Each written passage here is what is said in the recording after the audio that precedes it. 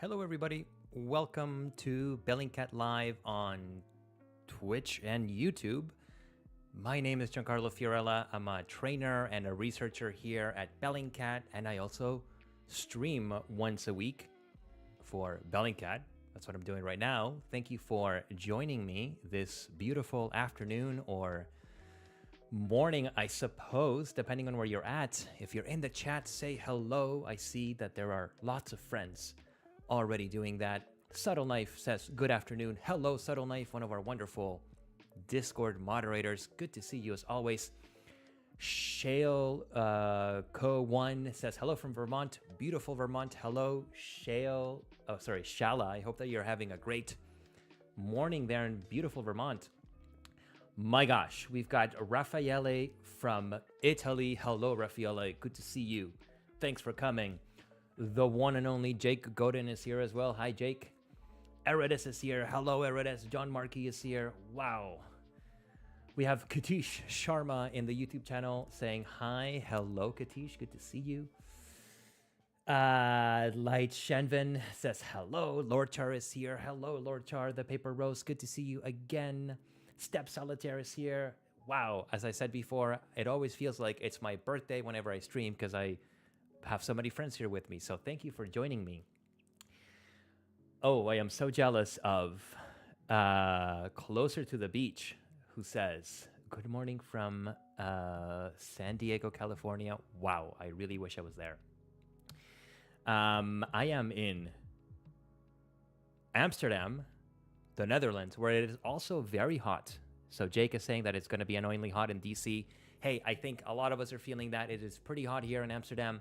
I'm not complaining, though, because this summer has been a complete failure from my perspective in terms of weather. Really kind of lukewarm outside. Hasn't been spectacular summer weather, which is what I'm accustomed to since I'm from sunny Canada, sunny Toronto. And I'm happy that it's hot today. So if you're in Amsterdam, turn on the AC if you've got it. You probably don't. So drink lots of water. I got my big water bottle here. Wow, Shala says, I'm listening while picking our corn crop. Small organic farm. Huh. That's the coolest thing anybody has ever said in the chat, Shala. That is so cool. Shala is picking corn in Vermont while listening to the stream. What an age we live in, folks. T-Witch Aaron is here. Hello, Aaron. JK Tabone is in Malta. My goodness, we've got so many friends from all over the world. Again, my name is Giancarlo Fiorella. I'm a researcher and a trainer here at Bellingcat, and this is Bellingcat Live, the Bellingcat stream where every week we hang out for an hour and a half exactly, because I have to go right at 6 p.m. And we talk about open source research. We talk about stuff that's been happening at Bellingcat over the last week. And we talk about open source tools or anything kind of exciting that's happening in the open source research world. And then we play Geoguessr, usually about 2 rounds. So if you're new to the stream and you want to play Geoguessr with myself and with the chat, you can wait approximately 1 hour, because in 1 hour, we're all going to go to geoguessr.com and we are going to start playing a match or 2. So if you don't have an account, you can set one up right away. I think they're still free. And then in about an hour after we're done talking about Bellingcat stuff and open source research stuff, we'll do a couple rounds of Geoguessr. I see here people are talking about the weather in the chat. Eridus says that it is hotter in Northern Europe than in Spain. Yeah, it's a weird one, Eridus. I don't know what to say. It's a weird one. Subtle Knife has got the updated weather report from the Netherlands, clocking in at a balmy 30 degrees Celsius. Thanks for that, Subtle Knife. J. The CZE says hello from YouTube. Hello, Jay. Good to see you.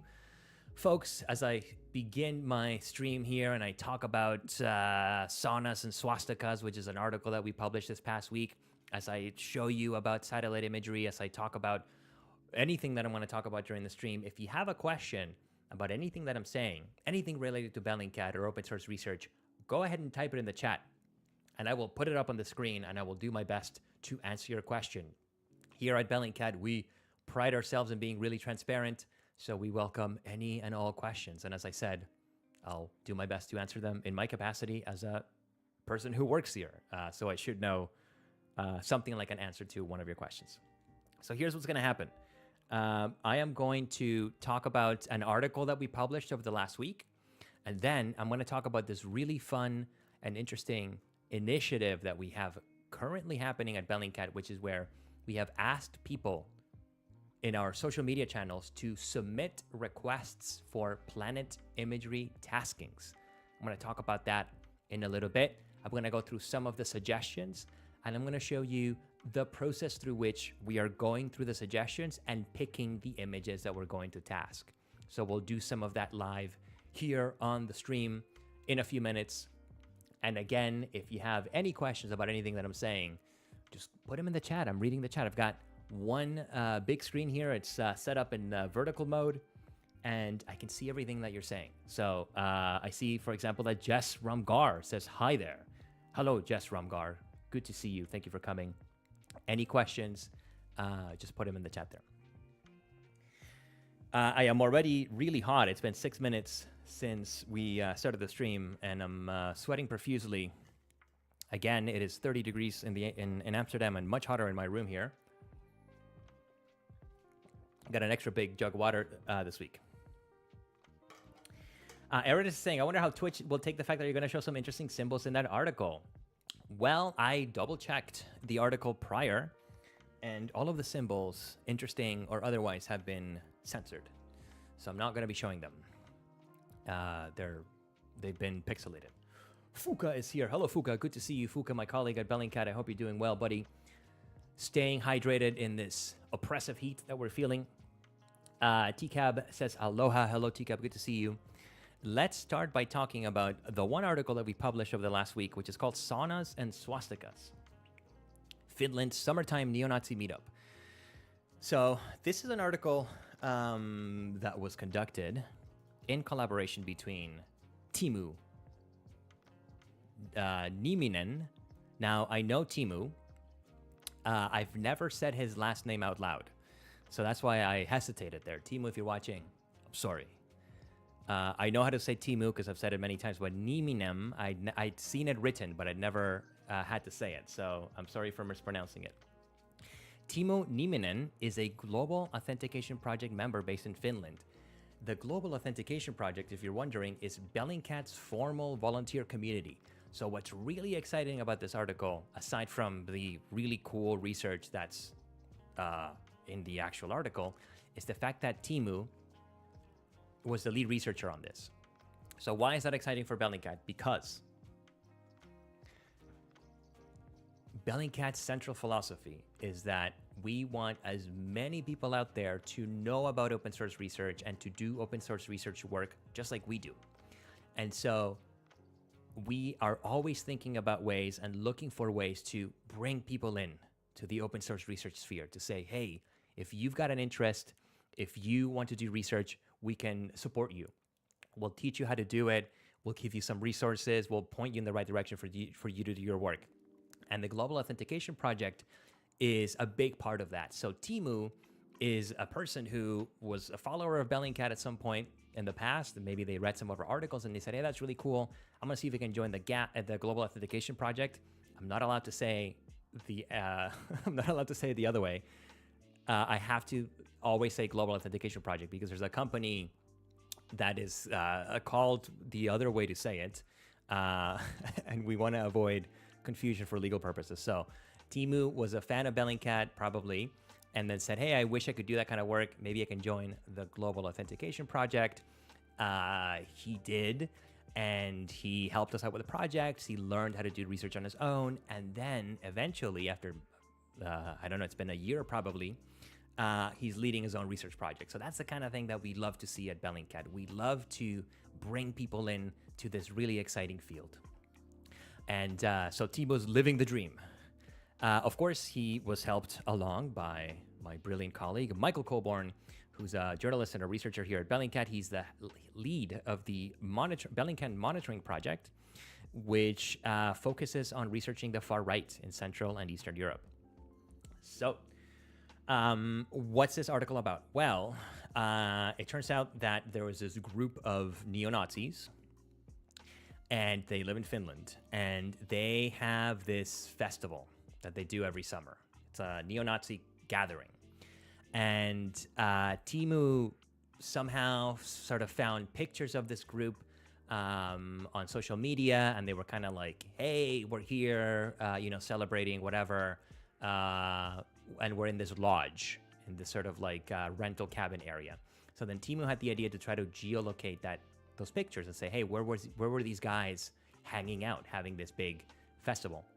And so, as I understand it, he contacted Michael Coburn. And Timu, if you're in the chat and I'm explaining this incorrectly, which I probably am, please go ahead and feel free to correct me. Maybe you're not in here, but if you are, sound off. Timu reached out to Michael Coburn and said, hey, Michael, I think I've geolocated where these pictures were taken. This is important because this group is very secretive. They don't usually, advertise heavily on social media what they're doing. And it's significant that we've located them in this cabin from this event in June of 2023. And so the article, which I'm going to link in the chat for you to read, outlines that process. How was it that they were geolocated? And one of the interesting things that Michael and Timu did is that they reached out to the owner of the lodge, and they were like, hey, did you know that this neo-Nazi group rented one of your cabins in June and had this like neo-Nazi event?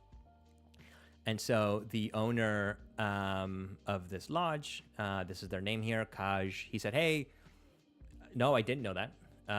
We have lots of rental properties. A lot of people rent from us. And he says here, we receive more than 5,000 requests and 1,000 bookings. And so we're not screening every single person that comes in here.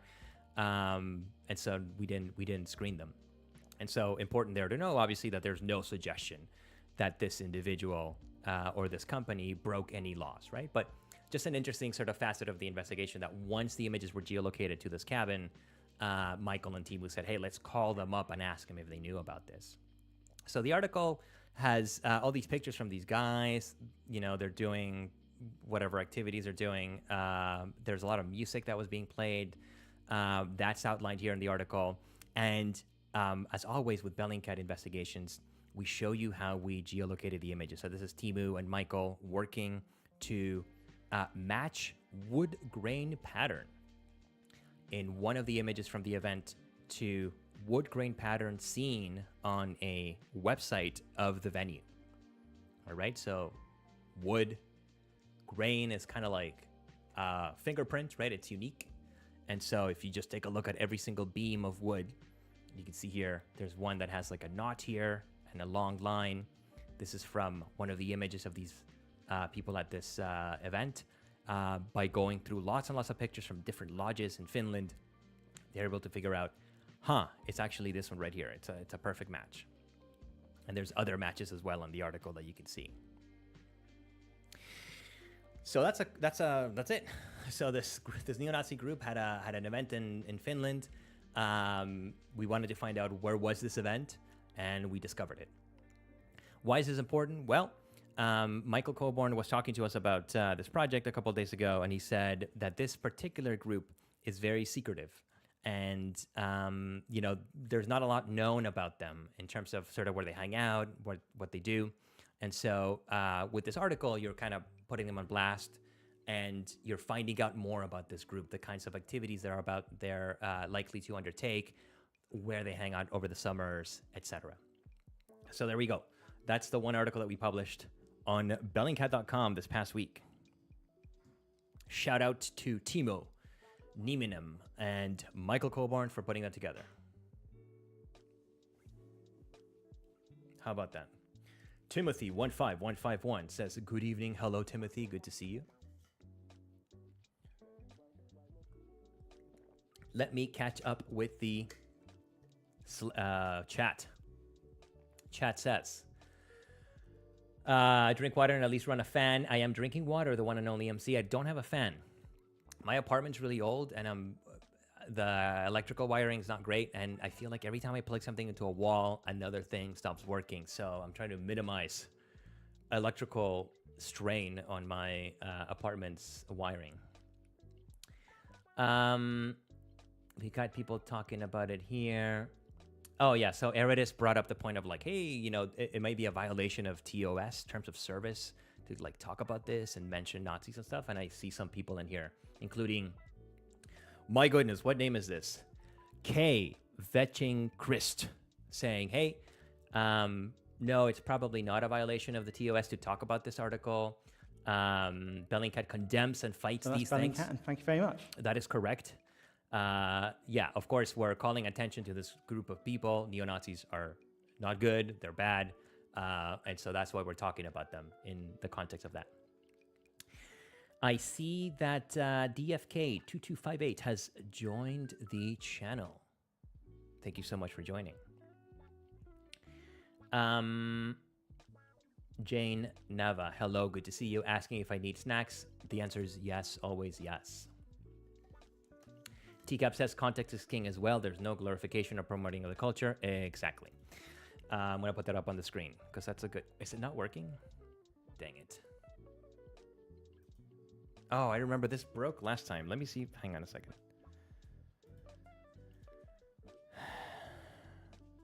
Feature chat. Why doesn't this show up?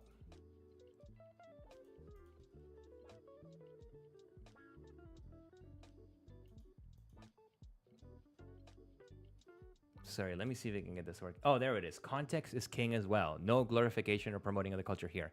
100%. If you know the work of the Bellingcat monitoring project, it is 100% the opposite of glorifying and promoting neo-Nazi cultures, about calling attention to it and making sure that as many people are aware of what these groups are doing so that they're not just lurking in the shadows, doing horrible things without people finding out about it. Subtle Knight says it's not a Bellingcat Twitch stream without one of the elements breaking. That is correct. Hey, let's put that up on the screen too. Are they gonna all cycle endlessly now? So, hang on a second. I fixed it, but I don't know how. Let me do...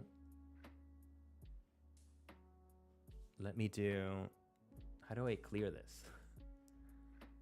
There should be a way to clear it. No.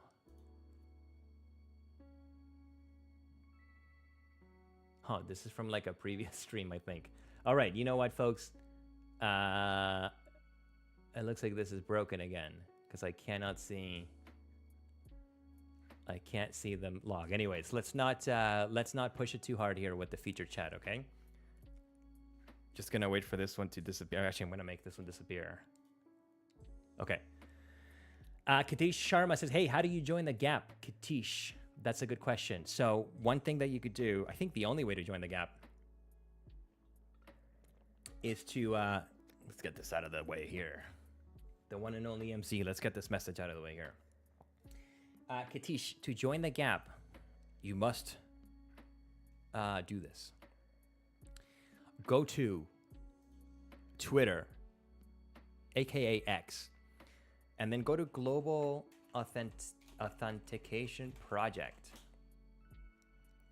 And then you're gonna find the page for the Global Authentication Project. I'm gonna put it in the Slack, the chat as well. And then here there's a mailing list, and there's also an email. It's volunteer@bellingcat.com. So what you can do is you can email volunteer@bellingcat.com and say, hey, my name is Katish. Katish, I think is how you pronounce it. I'm sorry if I'm saying it wrong. I live in India. I'm interested in helping out with open source research. You know, can I get on a project? And what will happen is that your name will get put on a waiting list, and you'll receive a questionnaire, which is going to ask you things like, do you have any previous open source research experience? Do you have any language skills, any programming skills, that kind of thing? You fill that out honestly, and then you get put in a pool of applicants. And then whenever we have a project that we need assistance with, we go to that pool of applicants and we start calling people. We email them and we say, hey, do you want to join the gap? And so it's a lot of waiting, unfortunately, because we don't have a lot of capacity to take on lots of volunteers. But once you're in the waiting list, it's just a matter of time, hopefully, until you get an email. I should say also, hang on, let me close my curtain here. I should say that we have hired a community manager to take over the gap. And this person's job is going to be to be the liaison between the Global Authentication Project and Bellingcat. So this person is going to be working full-time on managing the Global Authentication Project, talking to volunteers, making sure they have stuff to do, making sure that they have opportunities to develop skills and learn new ones. And so this person is going to be starting in October. So I suspect that once October hits, mid-October, late October, and this person is brought on board and they're working full-time at the Global Authentication Project, that will start to bring in more people. We'll start to have more projects for volunteers to work on. So Erudis says, that's exciting. Yes, that's very exciting. As I said, the Global Authentication Project and just the idea that we can bring volunteers in and have them work with us, alongside us on Bellingcat projects is really cool and really exciting. TCAP says, can someone who's never done this stuff join, or is it hit the ground running type of thing? So TCAP, whenever we have selected volunteers, we have an allocation. So we might say we're taking in 10 new volunteers. We're going to go into the pool of applicants and we're going to select 10 new people. The numbers are not 100% correct because I'm going off memory, but I think we say something like we're going to select 7 people who say that they have experience, and we're going to select 3 people who say that they don't have experience doing research. Because what we want to do is teach you how to do research by being in the Global Authentication Project. And so we're very mindfully accepting both kinds of folks. Folks who have experience doing research and folks who say, hey, you know what? I don't have experience, but I want to learn. And so if you let me in, I can help you and also learn along the way. Is there an age minimum? Because I'm 15. Katish, I love your enthusiasm. I think that's wonderful. Yes, there's an age minimum. It's 18. So you have to wait a couple years, Katish. So that's Bellingcat, and thank you very much. Snackboard HQ asks, has Bellingcat ever used pro geoguessers like Rainbolt for geolocating? No, but I emailed Rainbolt's people a few weeks ago, and I said, hey, well, I thought it was him I was talking to. I said, hey, Rainbolt. I forgot what his name is. I think I said, hey, Rainbolt, comma. My name is Giancarlo Fiorella. I work at Bellingcat. He's in our Discord server, so I know he knows who we are. And I said, do you want to, what did I ask him? I asked him if he wanted to give a stage talk. I said, do you want to come into our Discord server and give a presentation to everyone in our server about your life? Because it seems like you got a really interesting one. And his people responded, and they said, hey, Rainbolt really is a huge fan of Bellingcat. He's like super busy though. And so right now he can't do the stage talk. But, you know, let's talk later, I think is what they said. So hopefully at some point, we'll see Rainbolt in the Discord server giving a stage talk. And then, I don't know. I want to get to know him because I think he seems cool. Eredis is saying, don't ping him in the server, please. Yeah, I joined.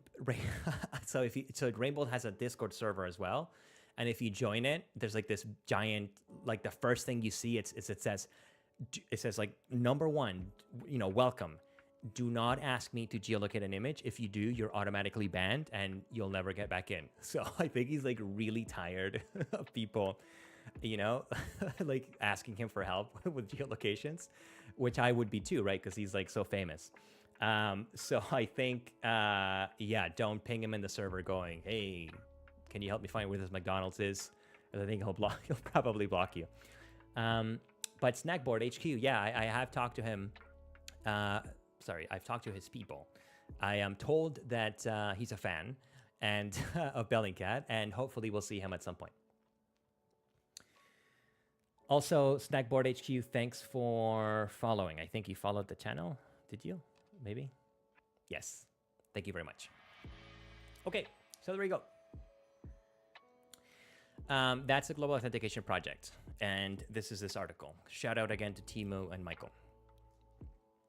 Okay, the next thing I want to talk to you about is the following.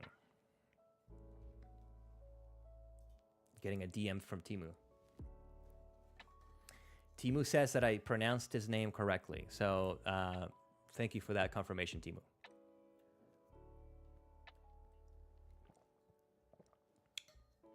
All right. So the next thing I want to talk to you about is this initiative that we launched, I think, about 2 weeks ago. And we asked people on our social media websites to suggest places for us to task images from.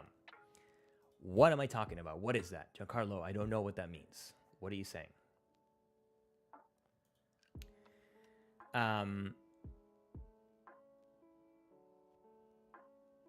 Hang on, I'm looking for the Discord. Hang on one second. Here it is. So in our Discord server and in our Instagram page, and I think we did this on Twitter and we did it on LinkedIn as well. What we did was we asked people to submit requests for Planet. So this is the announcement. It says, hi, this is me. Hi, everybody. Please submit your suggestions for places that we should take pictures of with our Planet subscription. I'll talk about what that is in a minute. Please use this format. So the name of the place, the coordinates, and why it's important.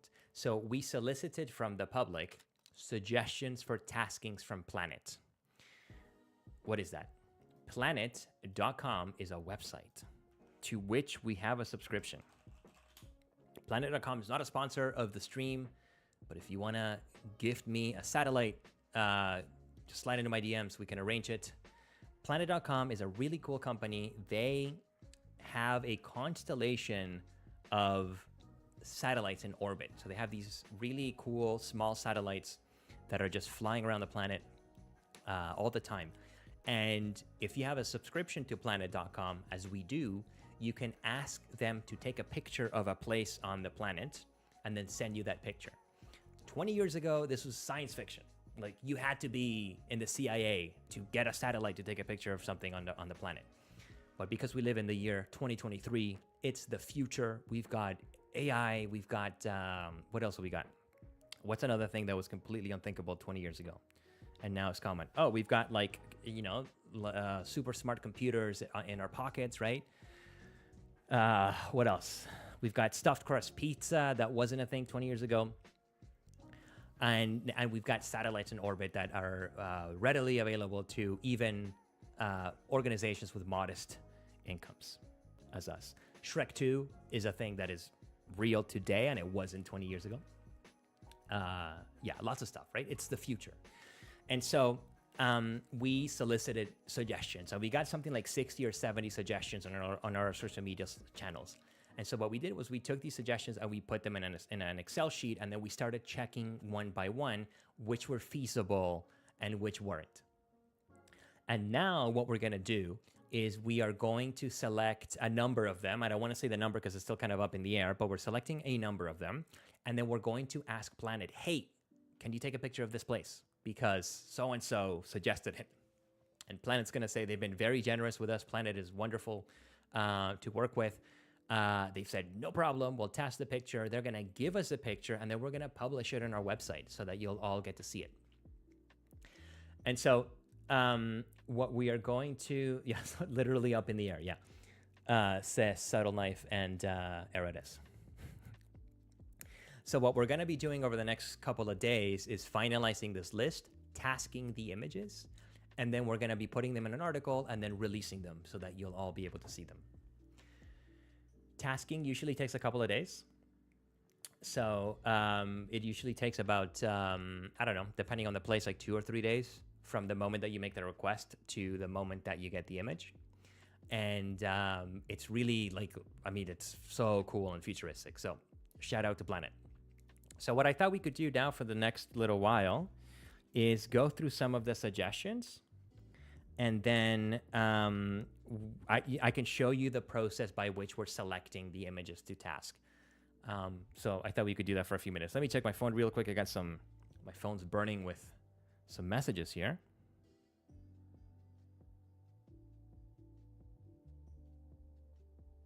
Sorry, one second. This is work related, okay? I got to answer. It's for my job.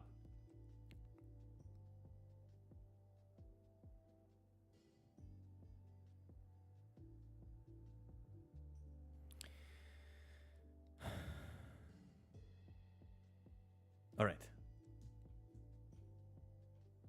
Chris. Hello, Chris. Good to see you. Chris says the sun is burning my phone. Yes. Photons from the sun are attacking my phone. Yeah, Chris, it's warm is an understatement. I don't know if you can see, but I'm sweating. I don't know if you can tell how shiny my forehead is. It's I'm covered in a fine layer of sweat from this heat.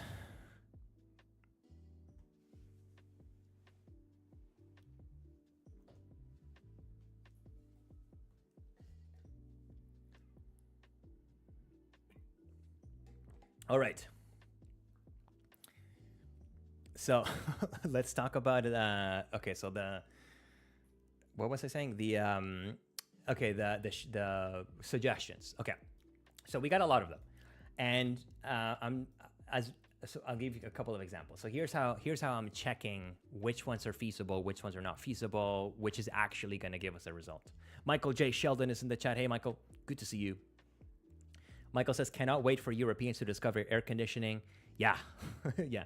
Speaking about living in the future, some things are still not futuristic here. And access to air conditioning everywhere is certainly one of those things. The thing about European houses is that what everybody says is they're meant to be warm. Like they're meant to retain heat because historically, obviously, Europe, I don't know, Northern Europe at least, has been colder than it is now, I guess. And so when it is hot outside and you don't have AC, it becomes a problem. So the way that I'm checking if something is feasible or not is like this. I'm going to another satellite imaging platform which has near daily satellite imagery from around the world. And that place is called Sentinel Hub Playground. So I'll go to this page. I'm gonna put a link to this in the chat. So you at home can access satellite imagery. Let me scroll up. Katish, you said you wanted to become an open source researcher. You're interested in this. Did you know, Katish, that you can look at satellite images from anywhere on the planet, from basically any day for free? You can do so at this page that I put in the chat there. And so what I'm doing is I am going through the list of suggestions and I'm seeing if there's anything there on Sentinel that I think maybe is interesting. So I'll give you an example. We have a suggestion from, I think this is from a person called Observer 1721. Shout out Observer 1721. They said, hey, there's a Russian base in Georgia. And it says there are Russian forces. This may be some kind of missile base. I go, hey, that's super interesting. Let's go to that place. So Observer has sent the coordinates because they followed the instructions. They gave me the name of the place, the coordinates, and the reason why it's important. And then what I do is I go to Planet and I see that this is the place. Okay. Now, this image is from today, I think. And today it was cloudy here. So one of the wonderful things about Sentinel is that you can go back in time. So I'm going to go and pick a time when it wasn't cloudy. And actually the picture is not from today. It's from another time. But anyways, this is from August 27th. So from a few days ago, I see, oh, there's some kind of military base here. It looks like a military base. I also see it marked on the map here. And so what I'm doing is I'm checking. Let me see if I can get a really good clear day. Okay, here we go. On August 22nd of this year, there was a really clear shot of this base. And I'm looking for things like, well, you know, these are buildings probably. I see that this is some kind of like big parking lot. And I don't think that there's any cars here or any trucks or anything. So then what I do is I go to another platform that everybody has access to that has satellite imagery, but it's not very frequent, but it's very high quality. And that platform is Google Earth Pro. So when I go to Google Earth Pro and I type in these same coordinates, I'm going to see this base here. And so what I'm looking to check is there any kind of big change between what I see here and what I see here on Sentinel. Okay, because again, this picture is not very recent. This is from 2020, but this picture is from like last week. So when we're deciding what should we task on Planet, this is what I'm doing. I'm trying to see, is there any evidence that there is some kind of activity here that's new? And like sort of right off the bat, I don't see anything that's very different between this picture from 2020 and this picture from 2023. If there was like a new section here, like some new buildings, or like if it looked like the parking lot here had lots of like little black dots, I would go, oh, okay, there's like new construction. Maybe they're building something, I don't know. Observer 1721 said that it might be a missile base. If I see that there's like lots of construction around here that's new, I go, huh, this is an interesting place to task. So that might be tasked, okay? But what I'm seeing here, these images look very similar. I don't think there's a lot of change. So I think this image is basically what we're gonna get. So if we task a planet image, I think it's gonna look exactly like this. And what we're looking to do with the taskings is, one of the things that we're looking to do is like make a new image that people will have, right? So this one, it's like in the maybe pile right now. So maybe we'll task it, but there's not a lot of evidence that it's gonna be fruitful necessarily. I think what we see here on the left from 2020 is basically what this place looks like today. All right? Does that make sense? There was a couple of other ones that are really interesting, and then maybe we can go through them. And then we'll play Geoguessr in about 20 minutes.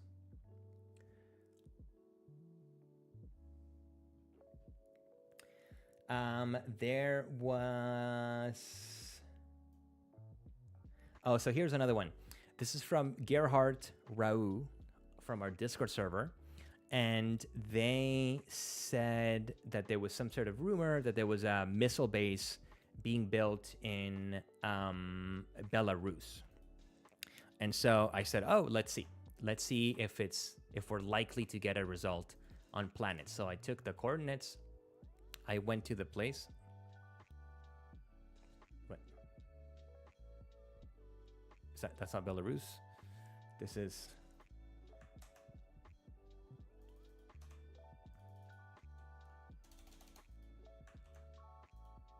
Huh, okay. So for some reason, this isn't working. These coordinates are wrong. Yeah, this is the part of Belarus that's in Afghanistan. No, Iran. Yeah. Maybe switched around? It's weird because when I did this before, I did this a couple weeks ago. Like I made some notes. I see that I made some notes for myself being like, hey, I checked and there wasn't anything there. Oh yeah, okay. They are switched around. Shout out to Timothy. So Timothy, here we go. So this is the spot. So then I go to the place on Sentinel. And then I kind of took a look around, and this is Belarus. And there's like this place here. And I thought, well, okay, you know, I kind of took a look around, and I picked an image again that was clear, so with no cloud cover.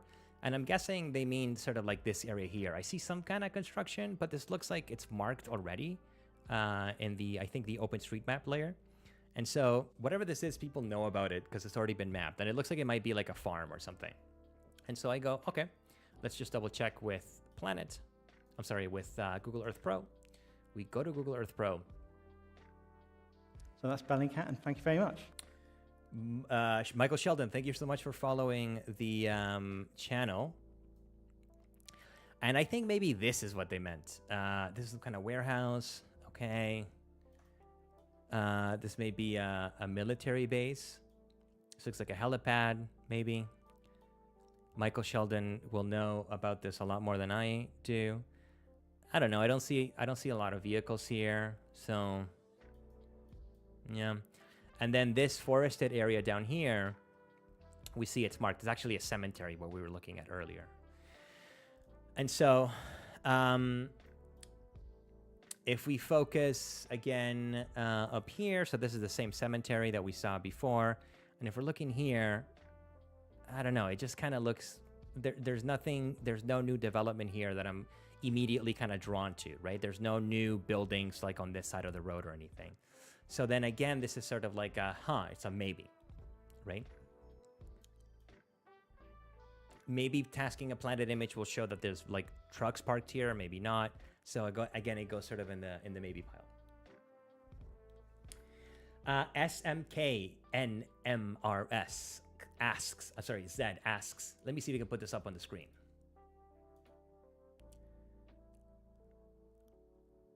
Where is it? Okay, it's completely broken now. So SMK says, hey, just so I understand, if you're able to see an image from a few days ago, what's the purpose of tasking a new one? Exactly, that's what I'm trying to determine. Now, what I should have said is that the images that we can task from Planet are really good quality ones. They're 50 centimeter resolution, so they're basically as good as this. I think these are maybe 30 centimeter, but they're very crisp. The ones that we can get from Sentinel, I think these are 10 meter.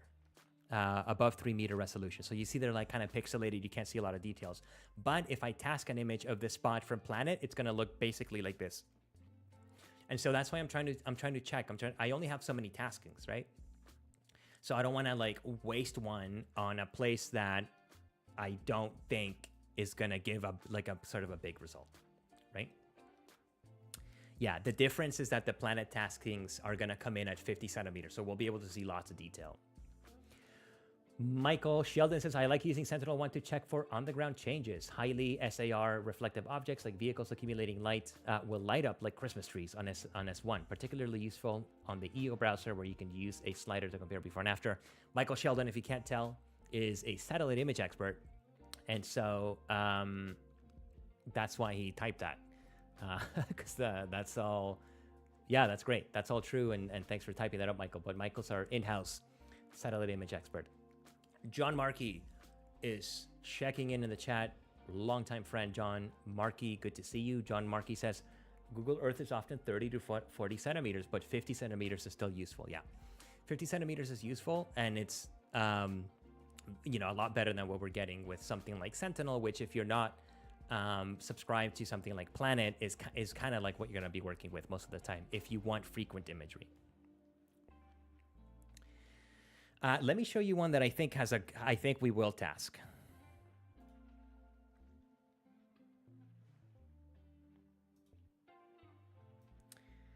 This one came via Blue Sky. Shout out to bluesky.app.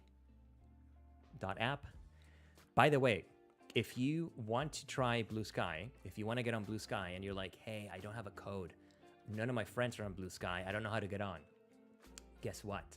I have a big announcement to make. Get in our Discord server, number 1. Download Discord. Number 2, join our Discord server.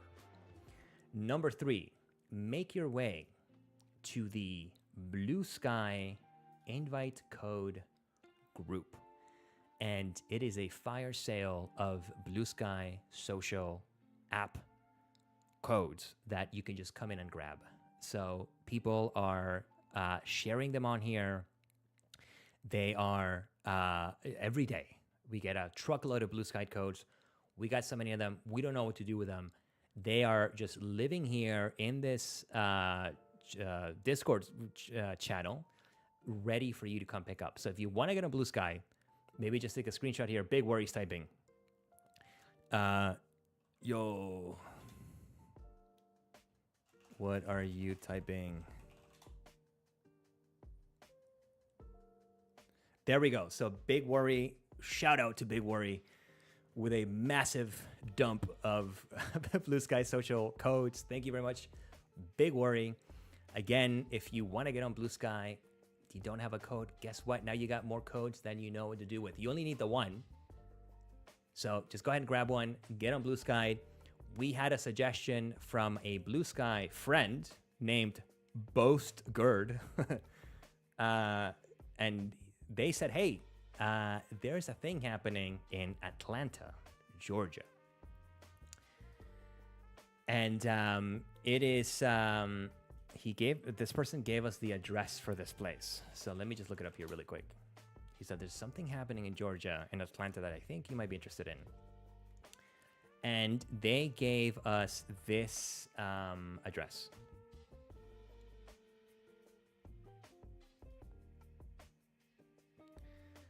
They gave us this address. They said, go here and be on the lookout for something. And I went to this place and I went, okay, I've never been to Atlanta. I've always wanted to go. I said, okay, yeah, I don't know. There's like some stuff. There's like like a car lot or something, parking lot, record service. And this person said, no. There is, it's being clear cut for development. Something's being developed here, and seeing in fine detail the amount of land cleared would be helpful for environmental purposes. So then I thought, okay, then maybe this forest here is getting clear cut. There's a youth detention center here. So then I went to Sentinel and I went, let's see what's going on there. What's happening in Atlanta? That boast GERD on Blue Sky was talking about it. And sure enough, look, we have a big change, right? So the last Google Earth image from 2021 shows that this is pristine forest, let's say that.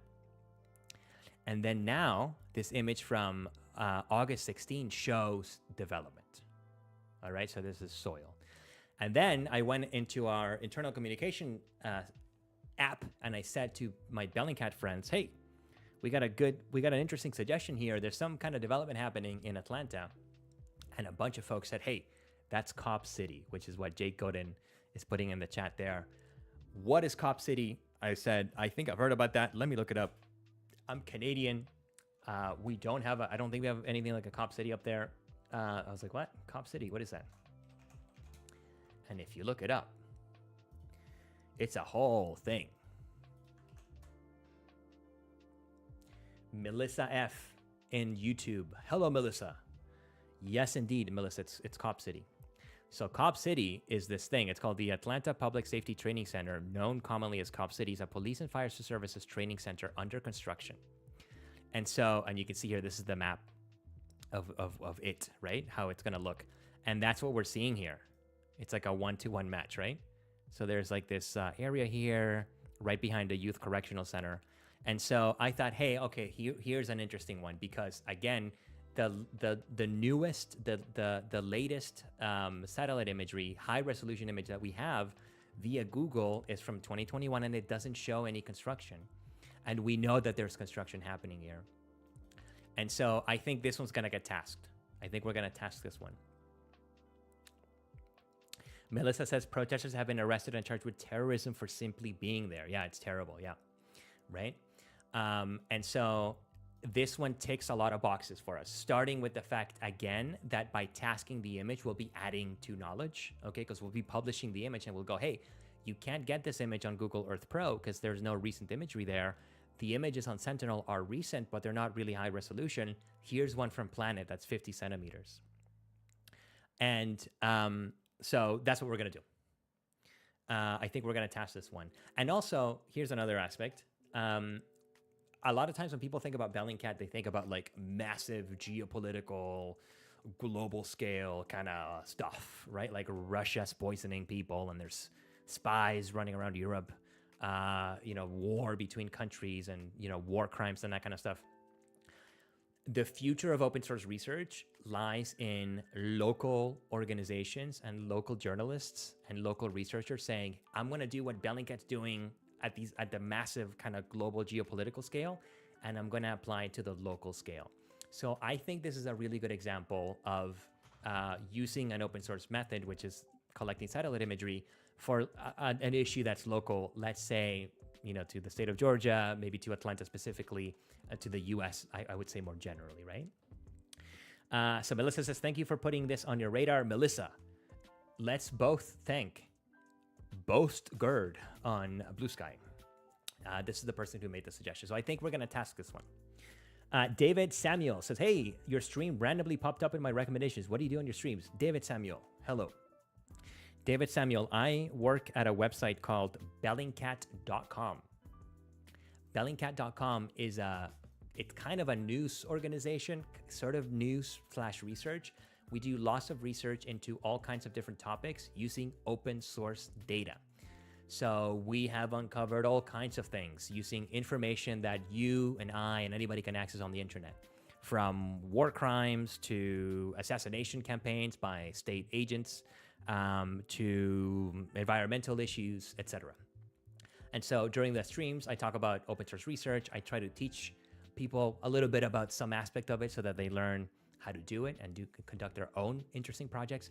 And then we play Geoguessr, David. So if you want to play Geoguessr, you can hang out for 10 minutes-ish, and then we'll play Geoguessr together. Erida says, reading about it, also a protester got shot to death when protesting in Cop City. Yeah, it's been really contentious, let's say that. Stop Cop City. So a lot of people are really against this. You know, it's cutting down a forest to train police. People have been arrested, and worse, protesting it. So again, Melissa F., if you check Bellingcat.com in a couple of weeks, there'll be a new image from Cop City that we will have tasked. Tristan, hello Tristan, good to see you. Tristan says Rib Tortuguita. I think maybe this is the person who was killed. Tristan will update us in the chat. Good to see you, Tristan. Thanks for coming. Tristan says yes. Okay, so that's an example of one that we'll probably task, I think. Let me look at my list here. I think, let's see if I got another one. Oh, this is the one I was looking for earlier. So also when we're tasking images, we have to take into account, like, what is the likelihood of success for tasking the image? What I mean is that some places in the world have lots of cloud coverage, let's say generally, but also depending on the season. So, you know, we do a lot of work on Ukraine, and we know that tasking images from Ukraine during the summer is pretty good. You know, you're more than likely going to get like a clear image, because it's, you know, it tends to be sunnier in the summer in Ukraine than in like November, December, right? So whenever we have to task an image from Ukraine and it's the winter, a lot of times we don't get an image, or rather we get an image, but it's clouded over. It's 100% cloud cover. So Erida says, yeah, rip my suggestion then. Yeah, Erida said maybe. I can't remember looking at yours specifically and going, oh, that's going to be super cloudy. But if we discover that it is, then we might say, let's not risk it. It happens to us all the time that we make a tasking and then we get an image 3 days later and it's like 100% cloud cover and the weather says it's going to be cloudy the whole time. And you go, oof, okay, we're going to have to wait 6 months. K Vet Ching Christ says, Robert Evans has done some podcast episodes about Cop City. If you want an overview, it's problematic on multiple levels. Thanks for sharing that, K-Vet. Robert Evans, shout out Robert Evans. Robert Evans used to work with Bellingcat a couple years ago. We did some trainings together in the US. Robert Evans is one of the, maybe the coolest person I've ever met. Just so much fun to talk to and hang out with and listen to. What a guy. Shout out to Robert. So here's one that I thought, when I first read it, I thought, oh, there's no way. It's interesting, but there's no way we're going to task an image from there because that's 100% cloudy. I can guarantee it. Michael Sheldon says there's like 1 week or two when it's so cold that the sky is super clear, but otherwise there are like 2 months of impossible cloud coverage in Ukraine. Yeah. Thanks for that, Michael. So this one is from Puka in the Discord server. Hi, Puka. And Puka suggested the Burevestnik launchpad. And this is that thing that's up in really far, like way up there, really up out in the boonies, as we would say in Canada, of Russia. And hang on, let me work on these coordinates here for you. There we go. So I said, no way We're not going to be able to see this. This is a missile launch site. And I think if you read up about it, it's... I think they're testing... The Russians are testing... Let's look at this together. The 9M730 Burevestnik is an experimental Russian nuclear-powered, nuclear-armed cruise missile under development. The missile has an essentially unlimited range. Pretty scary stuff. Nuclear missiles are scary. Nuclear missiles with unlimited range are really scary. So Puka's like, hey, they're like, supposedly they're testing this up here. And when I first saw that, I thought, that's like way up. That's way up here. Basically the North Pole. It's probably going to be cloudy. But when I went to Planet, I was like, wait a minute. You can actually, like, no, it's not cloudy. I mean, some days it's cloudy. Like this day it's cloudy, but there's like a good chance. Okay, maybe I'm jinxing it. Okay, that's cloudy. This is cloudy. This is cloudy too. Okay, you know what? I jinxed it. I thought, there we go. Hey, so there's a chance, okay? There's a chance that we will task the image and the skies will be clear and we'll be able to see this thing over here. And this is supposed to be this military base. I don't read Russian, but I understand the international sign for like red area with red lines across it usually means don't come here. So this is a military site. We can go to Google Earth Pro and try to find that same spot and see what it looks like in higher resolution imagery. Let's do that. Can you tell Planet to shoot only if it's clear? No, so I think what happens, Optimist Mike, is that they will make several passes. So they'll go, okay, it was cloudy, let's try again. It was cloudy, let's try again. It was cloudy, let's try again. And eventually, I don't know when, but at some point they stop. Like they just don't. I can't remember what the limit is, but I'm going to make up a number. After 20 times, they go, hey, listen, we've tried 20 times. It's cloudy, sorry. And then they stop. I think that's how it works.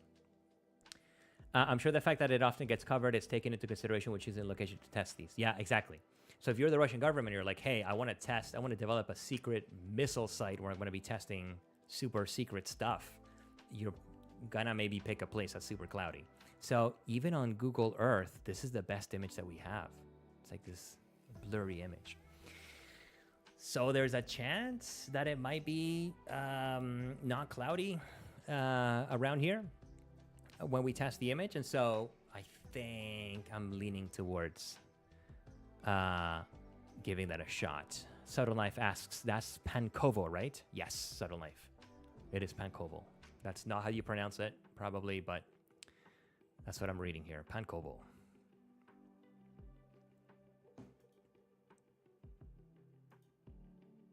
All right. There we go. So I've been doing this with the 60, 70 suggestions that we've gotten. I've kind of been going one by one, going, is this interesting? Is it like a local issue? Is it something new? Obviously, we got a lot of suggestions for places that have lots of imagery already. So there was a lot of suggestions for the Crimean Bridge.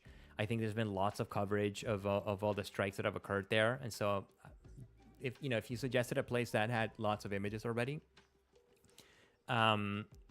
we may not pick it just because we're trying to prioritize places that don't have images already. We're trying to add to knowledge by tasking and releasing these images. Okay, so how's that? That's interesting, right? Isn't that cool? I remember the first time I tasked a planet image, I felt like it was one of the coolest moments of my life. When I was like, I can't believe I just told a satellite in space to take a picture and then email it to me. It just felt very surreal, and it felt like, I can't believe I get paid money to do this. All right. It is 5:30. I think that what we can probably do is start thinking about playing some Geoguessr. Is there anything else that I'm forgetting to do? Let me check. So that's Bellingcat, and thank you very much.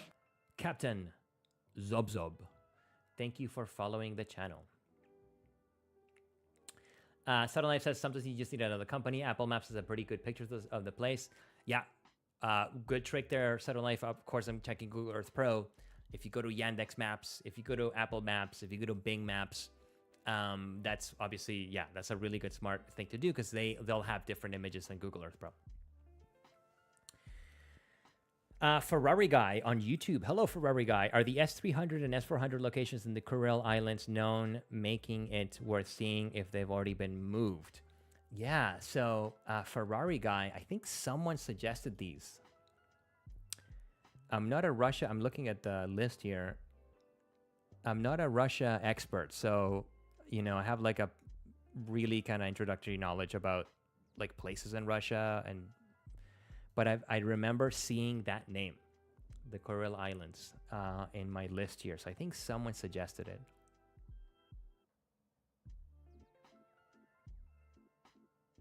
Yeah, you know, if there's like a New York Times article from 6 months ago, like talking about, hey, this is a thing that happened, and here's a satellite image from it, unless there's reason to believe, again, that something has changed drastically, we might not task it. This is all up in the air again, figuratively and literally.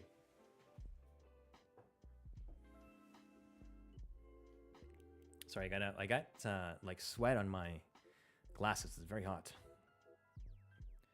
Very hot in this room.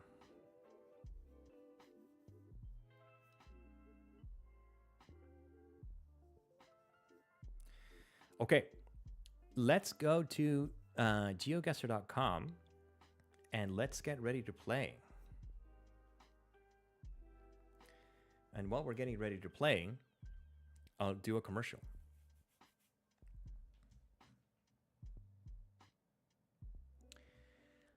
If you go to geoguessr.com right now and you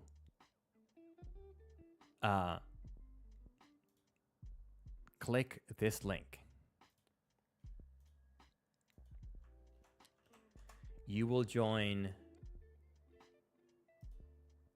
this group that I'm putting up here. Before I do the commercials, let me go to the washroom really quickly, folks. I'll be back in 30 seconds. I'm going to go to the break screen, but join the game. All right. When I come back, we'll get going.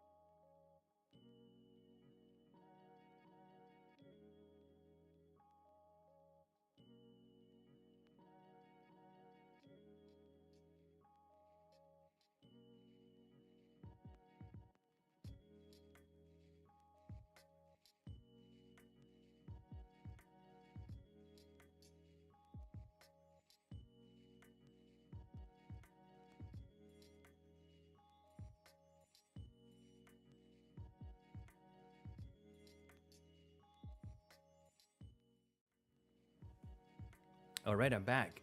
I read somewhere that Formula One drivers lose like 10 pounds of weight every race because they get so sweaty in the cars that they just lose like tons of water weight. I feel like I'm approaching Formula One level sweatiness. Ferrari guy says, I missed some of the stream. I was wondering if Google Earth Pro, I think, has been mentioned as both live and HD source. Yes, Ferrari guy. Yes, we talked about Google Earth Pro. Yeah. Yeah. So Timothy saying for the next Twitch session, yeah, I will do this. Weigh yourself before and after. I will do this. Timothy, I will do this. I promise. And Chippy Flip says you need a cool suit like a Formula One driver. I want the chair. I don't have a gaming chair. I am a gamer, but I don't have a gaming chair. I need one. Giancarlo Verstappen, says Fuka. Yeah. Okay, so I'm going to rush through the commercials, okay? I need to do the commercials. It's in my contract. I got to do them, folks. I got to do the commercials. If you want to support Bellingcat, go to Patreon and look at Bellingcat. Just type Bellingcat in the search bar there on Patreon, and you will find us there. And look what happens. You can subscribe to us on Patreon. You can subscribe for a small donation, a medium donation, or a, I was going to say big. Yeah, it is big for us. Yeah, that's a big donation. If you subscribe to the €8 a month donation, you will get access to Bellingcat Premium, which is a podcast that we produce every month, where an editor will sit down with a Bellingcat researcher and they will talk about something that they've been working on. It's really fun. So that's Bellingcat, and thank you super very much. behind the scenes. You get to find out all the cool secrets about working at Bellingcat, and that is available to you for €8 per month. If you subscribe at the €14 per month level, you get access to our mailing list for workshops. So you will be the first person to find out when we have workshops.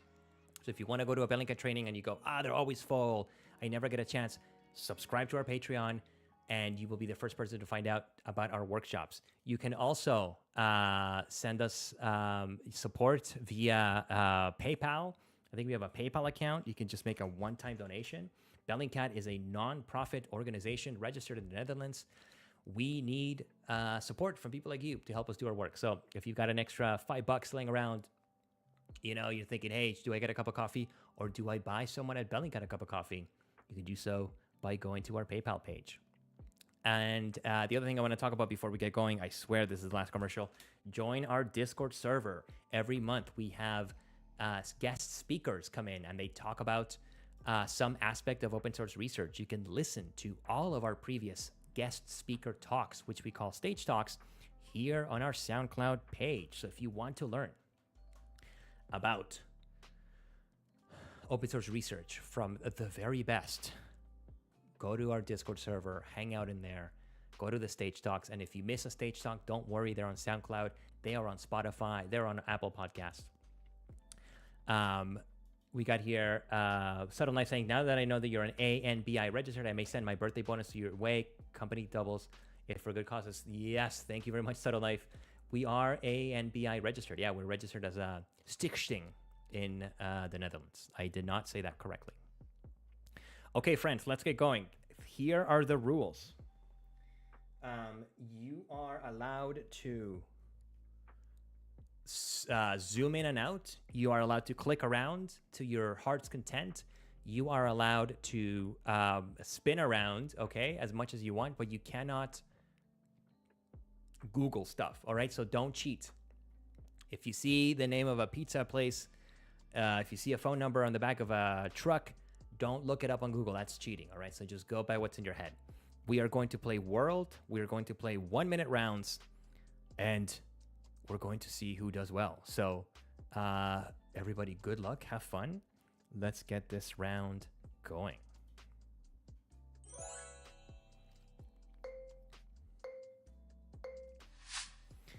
All right. Feeling good about this one. Got immediate vibes.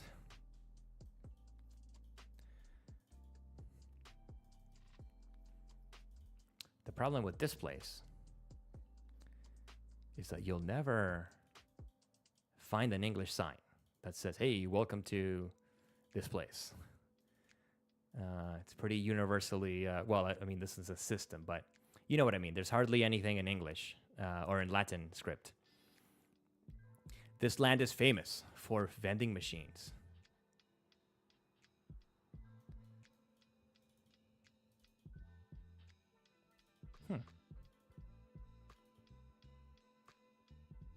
Well, I'm going to go with my gut here.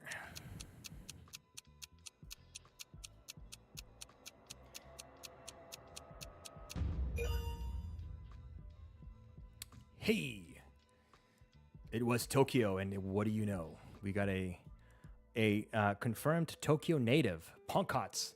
Got it really close. Congratulations there. Tristan in second place. That's our Tristan from Bellingcat. La Cucaracha in third. Captain Zubzub in fourth place. And myself in fifth. Tristan is hella hyped. Congrats, Tristan. That's really good. This is who is this? This is Poncots. And where are you? No, was Poncots like dead on? Oh god.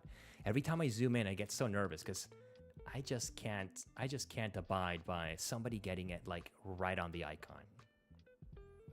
Call me grumpy, call me, I don't know. I just get suspicious. Anyways, this is a good one here from Poncots, and Tristan's over here, I think. This is you, right, Tristan? Yeah, this is Tristan right here. Fuka, landed in the water. Fuka, tip for next time. There was no ocean there. That was a city. There was roads and houses there. And so that's not what this place looks like. Just a little advice there. All right, let's go to round number 2. That's a pro tip.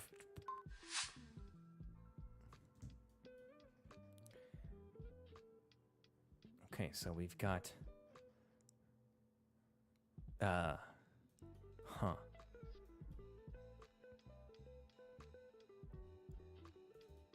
the name of a place. I know the name of this place, but I don't know what country it's in. Oh boy.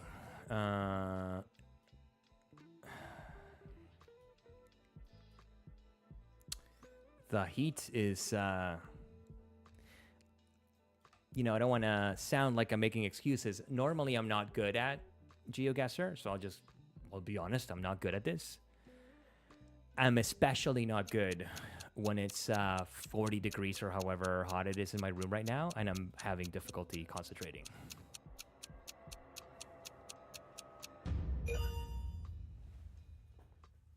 I guessed Sri Lanka, just purely as a guess, but it was Northern India. And my goodness, we got multiple folks here, including Erides. Huh? Erides, did you find, was it called? Shoot, I saw Noida. Aha, yes, there we go, Noida, that's what I saw. And I looked for it really quickly. Didn't see it.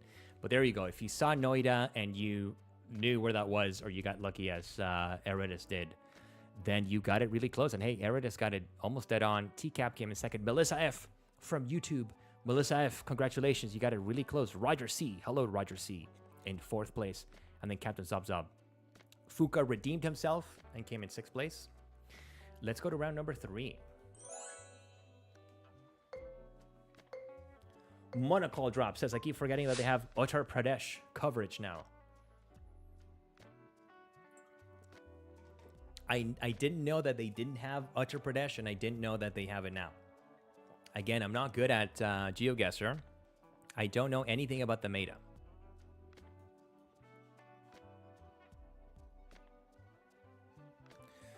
Okay, I'm confused. Confused here. Oh boy, what? I'm seeing a language here, but I'm not, it's like the signs are in...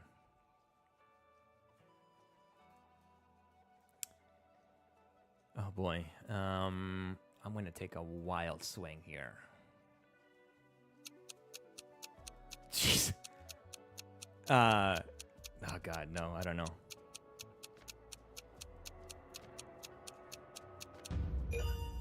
Yeah, I don't know if it was the... Okay, there we go. I think it's the heat. I saw like French and German, and I thought, okay, that's like Switzerland. I don't know. Yeah, Fuka has signs in both French and German. That tripped me up a lot, Fuka. And I went Switzerland because I thought, I think they speak German in Switzerland, and also near France. But no, it was Luxembourg. I didn't know that they spoke German in Luxembourg. The Jake Godin says, yeah, I saw German and French also. Hey, congratulations to everybody who was not confused or affected by heat stroke as I am. Sunner LP says, I thought I saw something that looked like Portuguese. Yeah, me too. I was seeing all kinds of languages there. The silliest Billy, hello. They say I almost got thrown off by the Freedom Zone. Yeah, I saw German, I saw French, I thought it was, I was gonna guess Andorra when I said I'm gonna take a wild swing. I thought it's just like some kind of Basque language. And so it wasn't. It was Luxembourg. Com A Lama 94 says yellow number plates on the front and back, but not Holland. Okay. Thanks for that. Andorra speaks Catalan. Yeah, I'm sorry. Yeah, some kind of Catalan slash Basque. Okay. Oh, this is I know this person because I love your logo because that's a duck. Yeah, the duck go duck. Hello, welcome. Good to see you. I love your icon. I just think it's so much fun. And this is Step. Hey, I've been doing this for so long. I recognize people just based on their icons. Isn't that cool? All right, let's go to round number 4. Oh wait, total standings are like this. TCAB is in first place. Captain Sobzob is in second place. Fucus in third. Roger C is in fourth. Erid is in fifth. I am in 15th place. Huh. I thought I was doing a lot better. Let's go to round number 4.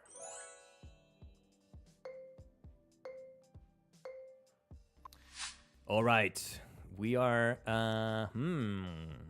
we are here. I'm getting some vibes here, confirmed by the presence of this religious building. See some children walking to school.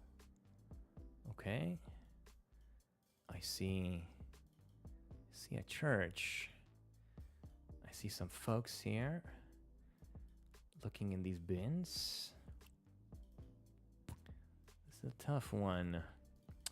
I have a preliminary guess. What does the sign say? Oh boy.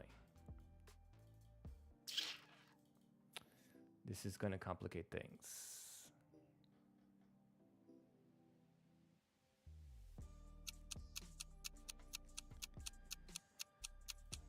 Oh my goodness.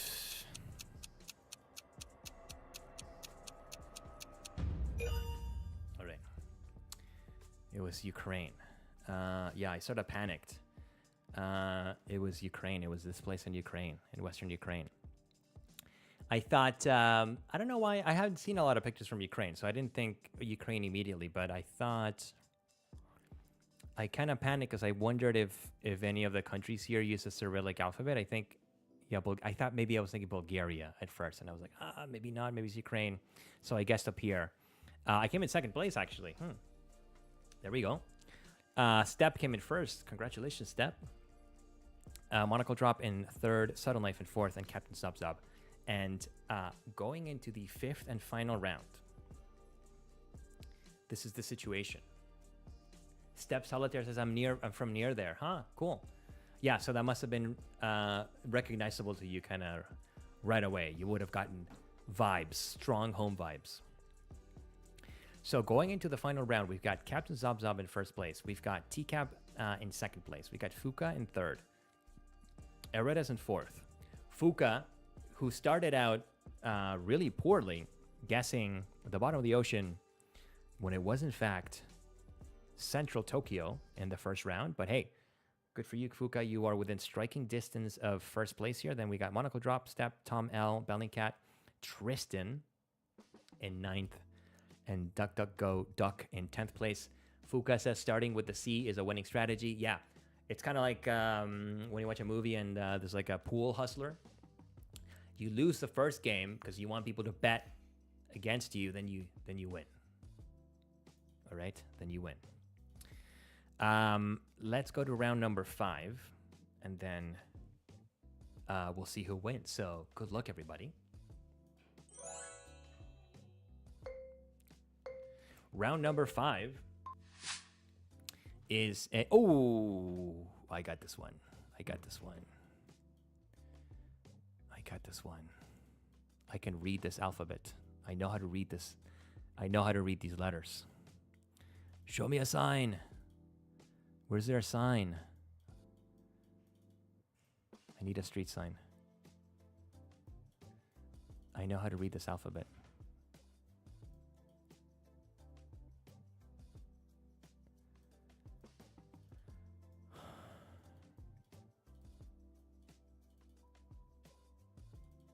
Ooh.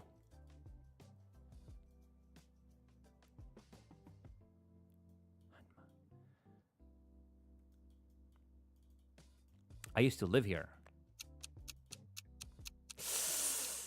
Oh man, this is a tricky one. Why is there palm trees? Is it Jeju? Ooh, it was Jeju.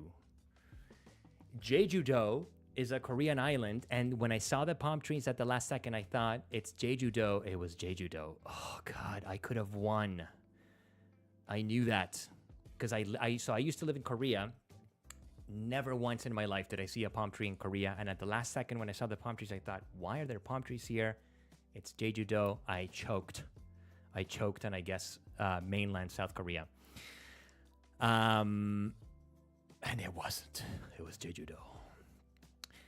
Do I blame the heat, as Jake suggests? Do I want to do that? Well, let's say this. The heat didn't help. The heat did not help me to guess quicker. I'll say that. I'm not blaming the heat, but it wasn't helpful for me to, pick up and go quick. I'm going to click finish game and we'll see who won. Congratulations, Captain Zobzob, who came in first place with a very, very good 20,968 points. TCAB came in second place. Good job, TCAB. And Fuka Postma. Bellingcat's very own Fuka in third place with 19,181 points. Really well done, Fuka. Eridus came in fourth. Monaco dropped in fifth. Tom L came in sixth. I came in seventh place. Step came in eighth. Tristan in ninth. And the DuckDuckGo Goose came in 10th place. Korean is very easy to identify quickly because it's very linear. It's a lot of circles and a lot of straight lines, all right? If you see an alphabet that has a lot of circles and a lot of right angles, that's Korean. Really easy, really easy. Circles and straight lines. Friends, congratulations on playing Geoguessr on another Bellingcat stream. I'm feeling really hot, so I'm going to call it early. Normally, I would try to champion through and do a second game, but it's already 5:52. I got a hard out at 6 p.m., and so I'm going to call it here, and I'm going to tell you something. I want to make up for finishing the stream early with a tease. GG's, everybody. I'm finishing the stream early, but I'm telling you that there's going to be a big news drop from Bellingcat in the next couple of days.